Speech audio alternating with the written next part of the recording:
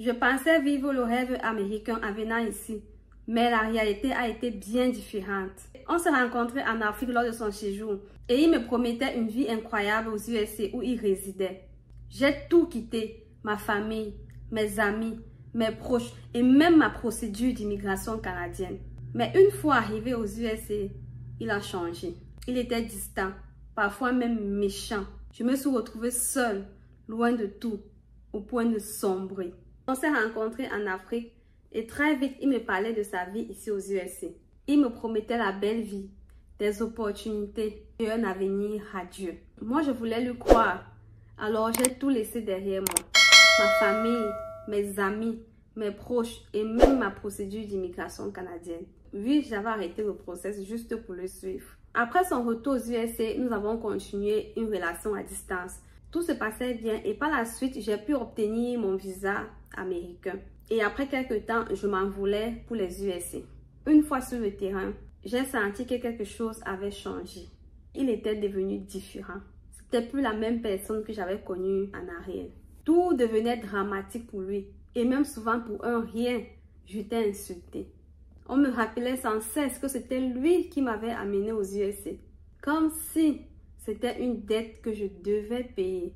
Pour un oui ou pour un non, il me privait de parole, m'isolait pendant des jours, des semaines, sans m'adresser la moindre parole, sans sortir avec moi.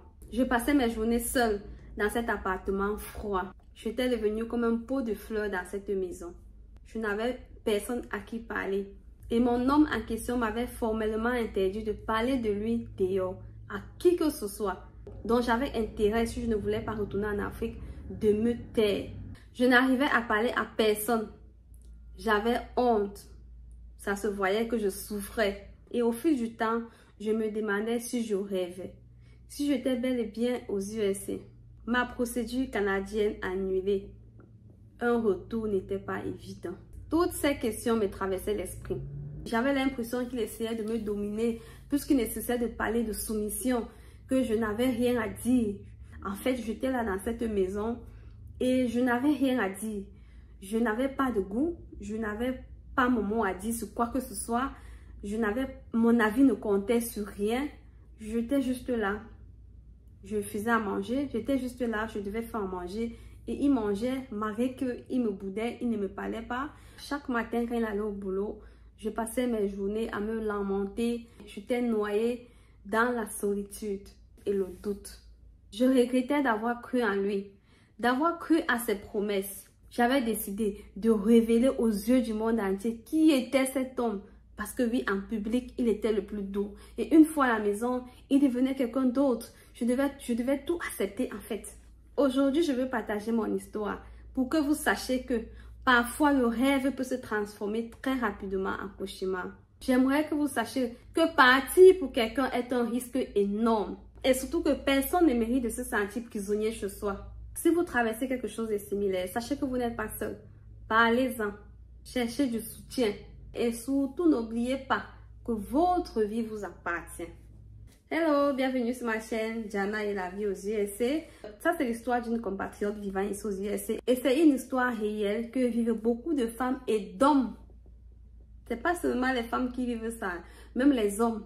Des femmes qui rentrent au pays épouser des hommes ou des hommes qui rentrent, ils font des rencontres au pays et décident d'épouser. Parfois même sans rencontrer la famille de la dame ou bien parfois même sans rencontrer la famille de l'homme. Ils se rencontrent, ils s'aiment et le monsieur ou la dame décide de rentrer aux États-Unis. Donc, entre-temps, ils continuent leur relation à distance et par la suite, ils décident que le courant passe et décident d'épouser la personne en question.